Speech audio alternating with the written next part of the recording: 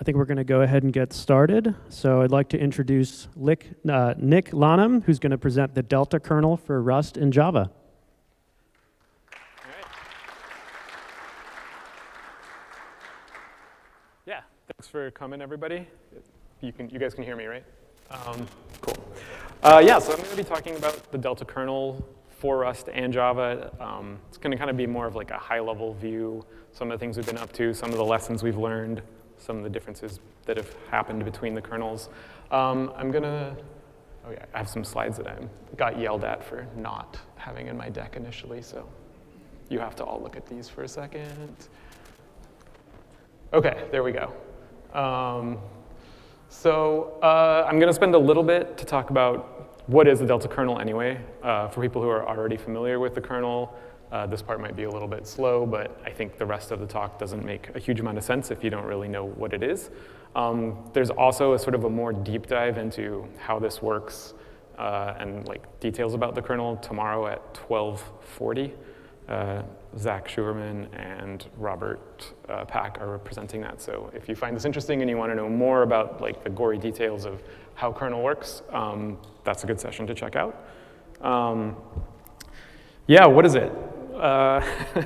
This is heavily paraphrased, but basically it's a way for other connectors, like things like DuckDB, Clickhouse, Spice AI, Confluent, all these kinds of systems, to be able to read data out of Delta tables, and to make it really easy. And in one way or another, they've all said that it made it really easy for them. OK, so if this was sort of an easy thing, we might make it look like this. Kind of your standard diagram of how a library works. You know, this is very similar maybe to how like a compression library or something might work, where you sort of say, hey, I've got some stuff coming in. I know that you understand how to get this data out of cloud storage and back to me, so I'll just call into you. You'll do all the work, and you give it back to me. So if it was easy, I probably wouldn't be up here talking to you, and also we would have just done this. But this kind of blows up somewhere, right? So engines or connectors have really strong opinions about things like how I do I/O, what format I read my data in, how I do expression evaluation, all these kinds of things. Do I distribute my computation? Do I not distribute my computation? How do I distribute my computation? So this arrow is kind of like where all of those decisions get made, because the kernel has to go read the data, so it does I/O. It has to read it into something, so it does format stuff. It has to transform the data, so it does expressions. And so if we hide this arrow away from the engine or the connector, then I just have no ability to control that as the engine. So we can't do that. So you know, there's another option, which would be to provide extremely low-level APIs that let the engine kind of hook into every little bit and piece and basically write their own version of a Delta connector, which is kind of how things were before the kernel. You would just go implement your own version, read the spec, do all the work that you need to do. That's really annoying. It means that you have to be on the treadmill of features that are showing up and having to implement all the new features as they come out. We get like connectors that are behind. We can't like upgrade tables to use the new features because too many people are unable to understand those features. So what we're trying to sort of do, we don't want this too high level. It'll be slow because we'll be converting in and out of engine formats or doing things that engines don't want. We don't want to be too low. That's too many Delta details. So we're trying to find this kind of like Goldilocks zone, which is basically APIs that let the engine have enough control, but not make them understand the gory details of the Delta protocol. And so sort of what defines that zone, how do we think about what that zone is? We want to be able to have every engine kind of get the best performance, as good as if it had written it all by itself, just about. We definitely don't want to force any particular data format on you. If you like to keep your in-memory data in your own crazy custom format, that's great. If you like to use Arrow, that's great. If you like to use something else, that's great. And we assume that engines or connectors already have a bunch of abilities, because they already are engines. They already know how to do a lot of this stuff. So they know how to do things like read and write data files, JSON, Parquet, that kind of thing. They know how to evaluate expressions. These are things that most data processing engines already need to know how to do. So we want to be able to let them leverage that existing stuff and get all the performance benefits that they get by all the work that they've put into those things.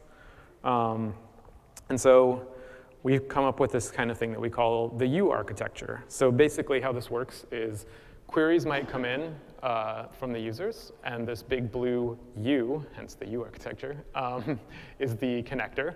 And they'll enter the kernel via these table APIs. They'll say, hey, Delta kernel, I need to read some data, or I need to read this table. I want to scan it, or I want to start a transaction on this table and do some work with it.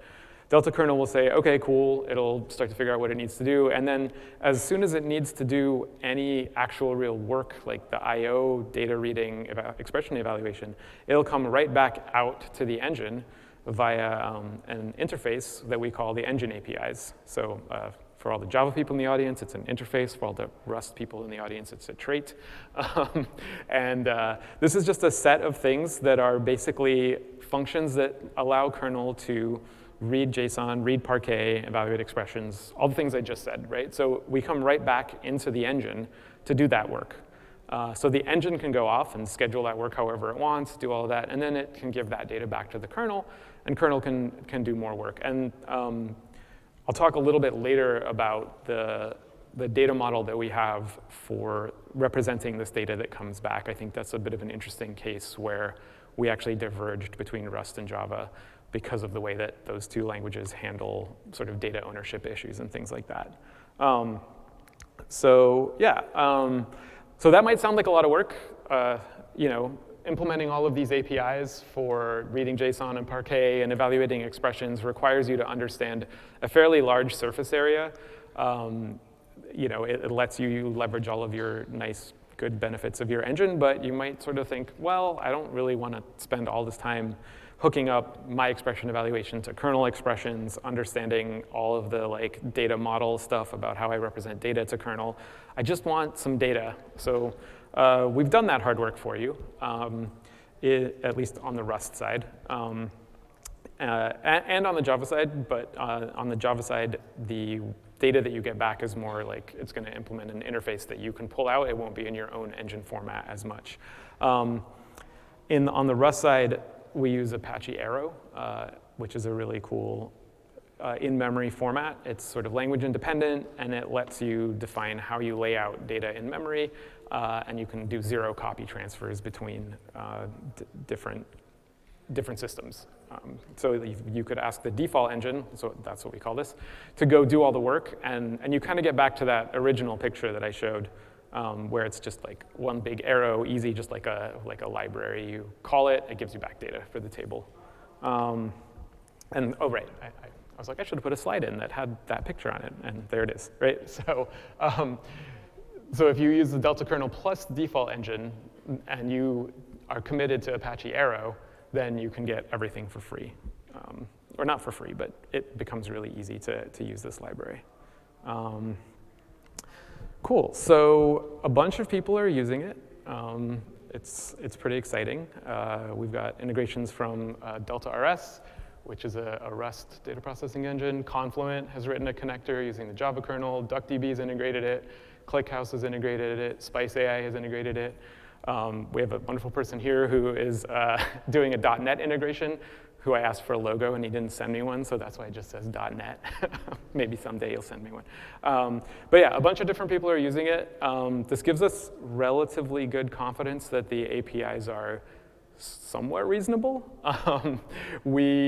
On neither Java nor Rust have we declared sort of like API stability yet. We're not willy-nilly breaking things on purpose, but we're still sort of reserving the right to say, well, these APIs ended up not being exactly what we wanted, we're changing them slightly. But we don't anticipate huge changes given that we have a decent amount of people who are integrating it. And none of them have come back and said, whoa, this totally doesn't fit our data model, or just really doesn't fit the way that we do things. Back to that early quote slide, most people are like, oh yeah, this makes sense. I can plug this in. It's pretty good. Cool. So before I move along, I'm going to now, that was kind of the what is kernel. I was aiming for 10 minutes, and I'm almost exactly right, so that's great. Are there any questions at this point in terms of not understanding kernel or things like that? Yeah. Sorry, can you speak up a little bit? Or maybe there's a mic. Sorry, I should have, let's get your mic. I should have warned them that I might ask for questions in the middle. The U engine that you're talking about, like the query Yeah, engine, the U-shape architecture. So, and what was the question? So is there any specific software, like are you built into something? Is it part of the Delta kernel? You're saying this blue part. Yeah. So like the right-hand side of this, we are building. That is this picture, right? So you are, wait, sorry, I'll go back and forth for a minute, but like here the connector gets shoved all the way onto the left and just sort of has queries coming in. So we don't have a sort of, the kernel itself doesn't have a whole engine that you can just take and use, right? It's a library. It's not designed to be a standalone thing. It's a library that you can integrate. We have done a lot of the work on the sort of the right-hand side of the U to handle Parquet reading, JSON reading, expression evaluation, all that kind of stuff. That's kind of honestly the much more work that you would have to do if you wanted to integrate at a very deep level.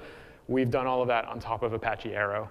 So if you just want to be able to call an API that says like, hey, scan a table for me and give me back the data, then that's what you get here, right? You just say like, hey, I want to read this table at this location, and it'll give you back Apache Arrow record batches that are the actual table data, and you can go off and process that, either by converting it into your own format, or maybe you're already, and for example, that's what Spice AI does, right? Like they're already an Apache Arrow shop, so or a system, so they just do that directly, and that works great for them. Other systems might want to read it in their own custom format, and then they have to do a little bit more work. I'm going to talk a little bit in a second about how we've made that even easier. But can you tell us the sample, wherever you have engine/connector? Yeah. Like can you tell us like with what we can integrate your Delta kernel? For example, can I use it with plain JDK or like JDBC connections? Or like maybe? Yeah, you can. We don't have JDBC, but you can. That's like we have a Rust. Sorry, I probably should have made this a little bit more clear. We have a Rust implementation and a Java implementation of this, right? Precisely because most of the people who are on the JVM want to stay in the JVM. Most people who are on native code don't want to go into the JVM. And so we have basically two implementations of this so that if you're on the JDK, you can use the Java version of this, and it all works inside Java. If you're some kind of native connector, then you can use the Rust version. So it works anywhere that, for the most part, and on the Rust version, we have C bindings and C++ bindings. So like DuckDB is a C++ engine, right? So Clickhouse is a C++ engine. So they integrate with what we call our FFI layer. So they just get like a nice C header that says all of the functions that we export to them, and they can call all of those. And it's somewhat complicated because of the kind of back and forth, but we think we have a pretty nice model there.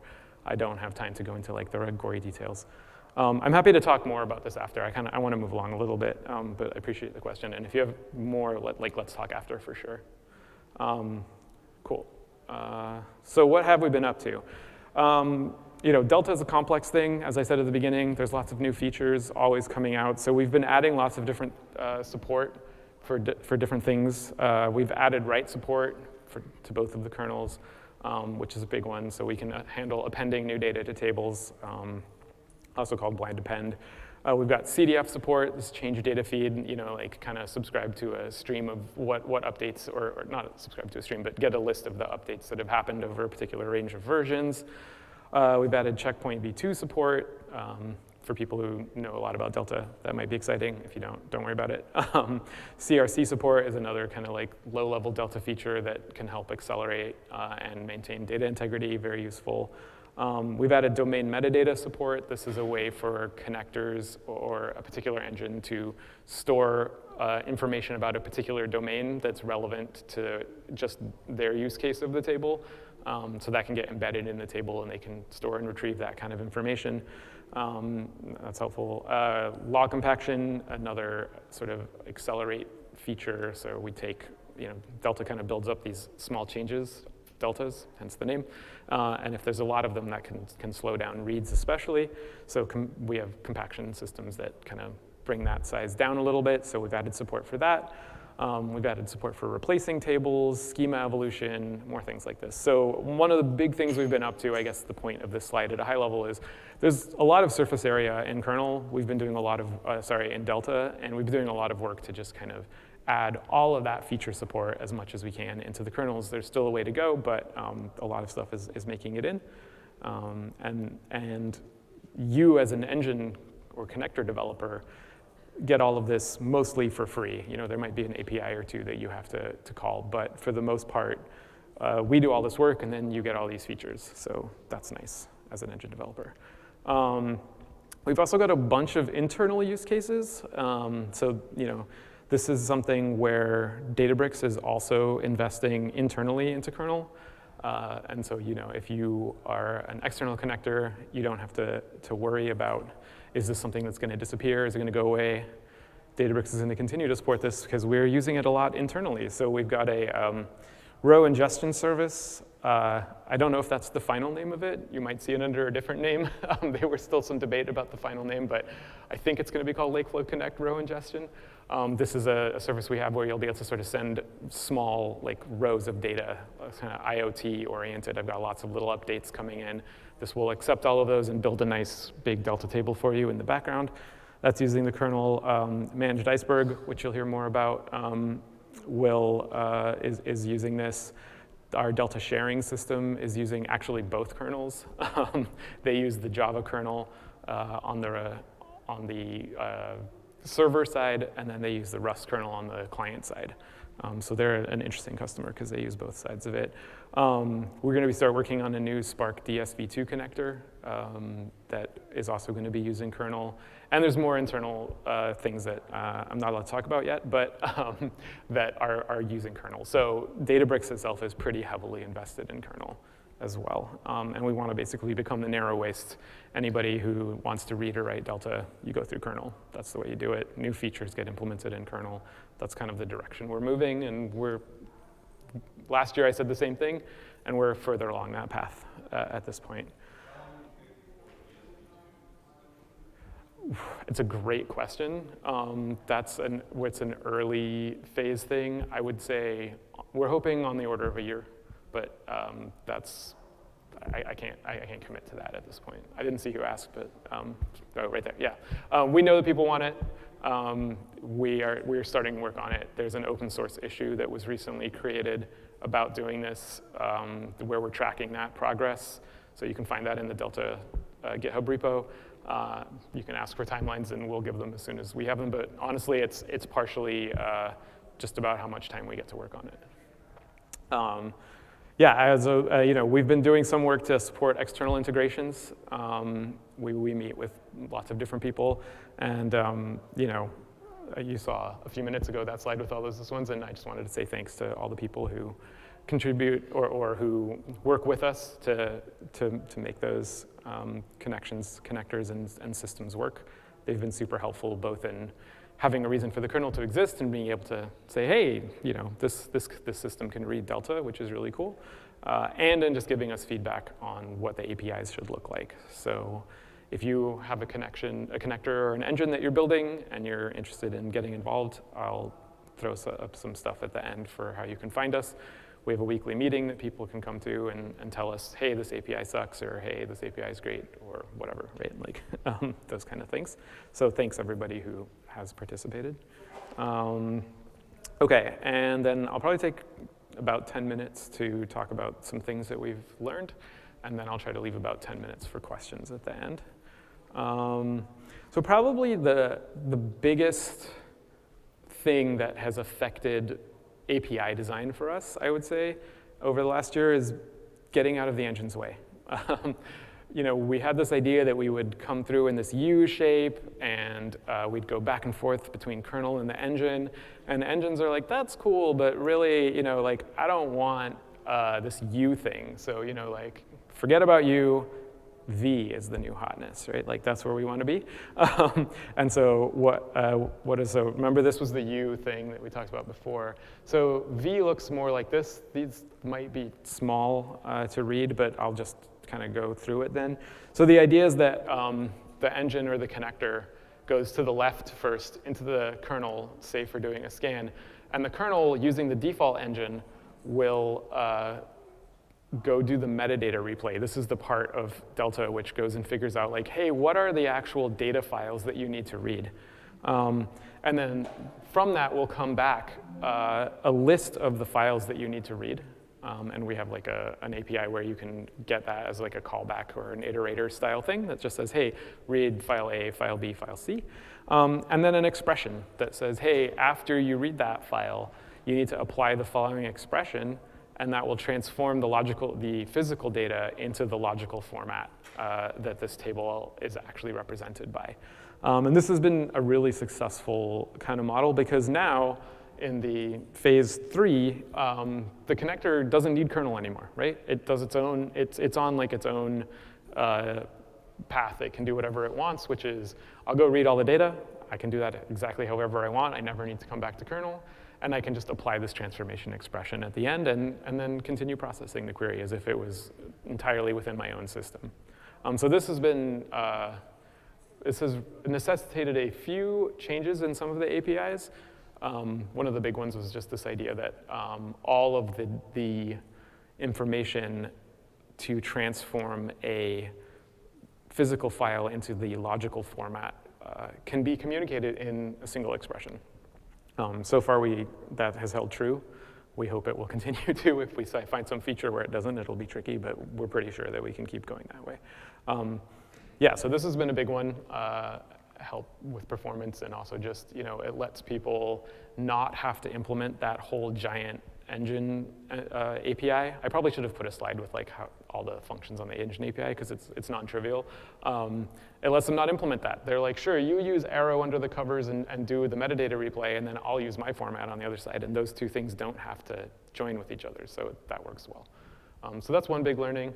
And then also, as much as possible, this is kind of like in the same vein, but slightly different, is we should punt to the engine whenever we can. Like if the kernel, this actually just came up today, somebody said this, if there's ever something where we can come up with sort of more than one reasonable way of doing something, we probably shouldn't pick one of them, right? We should say, hey, the engine gets to pick this, because there's probably use cases for both.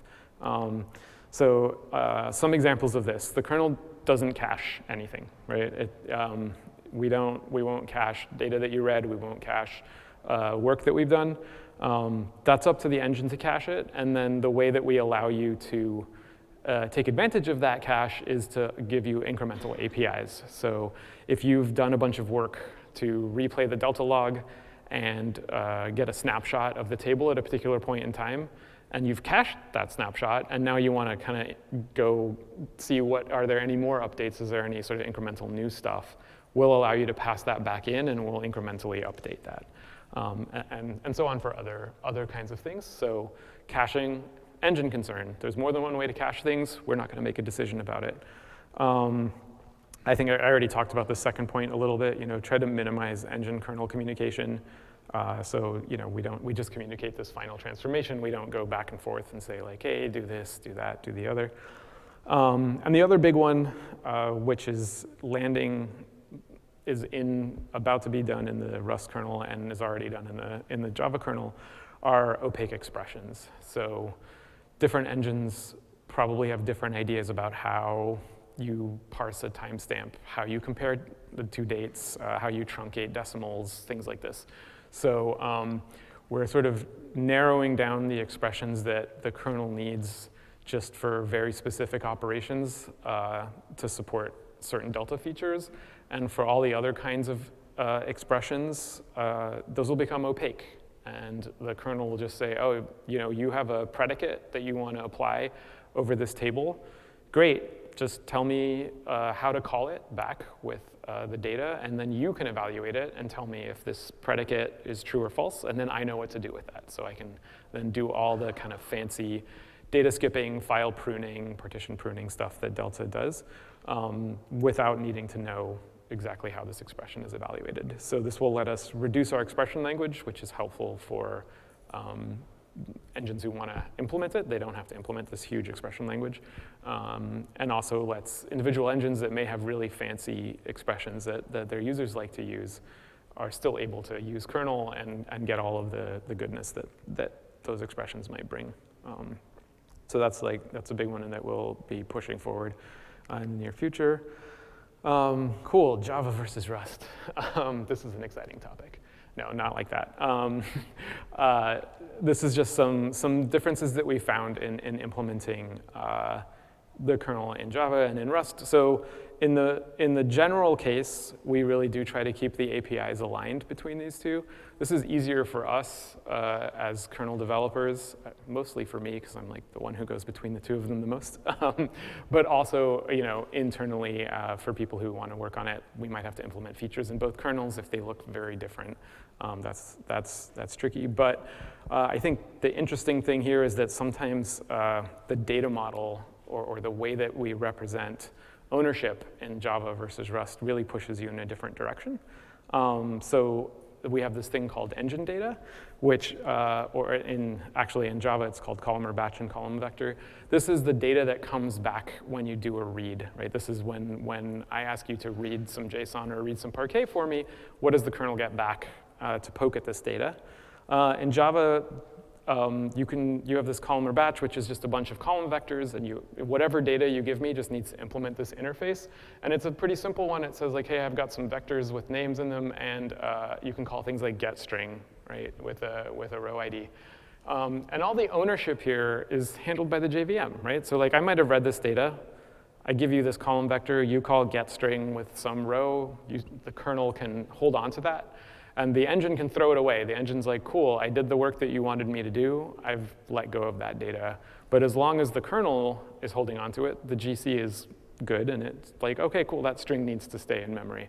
I won't get rid of it. So this is a pretty nice natural interface in Java. It doesn't work well in Rust at all, right? Because in Rust, if you say, hey, I read some data, and then the kernel asks to get some data out of it, and that we don't want to force a copy always, because we might not need a copy. We might just need to do a comparison or something on it. But if we did want to hold on to it, we can't just hold on to whatever the engine gave us, because once all of this is going on and then the kernel needs it later, the engine may have freed that data, and now I have a dangling pointer, right? Rust won't even let you do that, but across the FFI, in general, this is just a mess. So we actually do this more in a sort of visitor model in the Rust kernel. It's a little bit more complicated, but it lets us kind of express this well. We basically tell the engine, hey, you've given me some data. The kernel knows what data it read, so it knows the schema. And it can just tell the engine, I want the following leaf columns. And then it's up to the engine to give me back some getters that let me get borrowed values out of that data. So it might look a little bit something like this. I may have some root node, which has a whole bunch of fields in it. That's the ... on the right. But the kernel's like, I need the following 4 things, right? And I may have a struct even embedded in here, but we can flatten this. You can't see the numbers. It's under my speech thing. But the kernel can index into these getters as like, I need getter 3. I know that's a string. And then it can say, give me row 7 there. And that's going to be a borrowed value. And then if the kernel needs to hold on to it, it can just copy it when it needs to. So this is actually a very different model than in Java. And we've had a bunch of conversations about should we unify these somehow. And we've really come to the conclusion that no. Thanks to having a GC, there's really an argument for these being different across the two kernels. And there's a few places like that, but on the whole, we try to keep it similar. Another thing is that Rust has been pretty great so far, I have to say. We've been enjoying building in Rust. I think altogether, we've only had one data race issue, and it was in the FFI, of course, because FFI is where you basically give up those protections.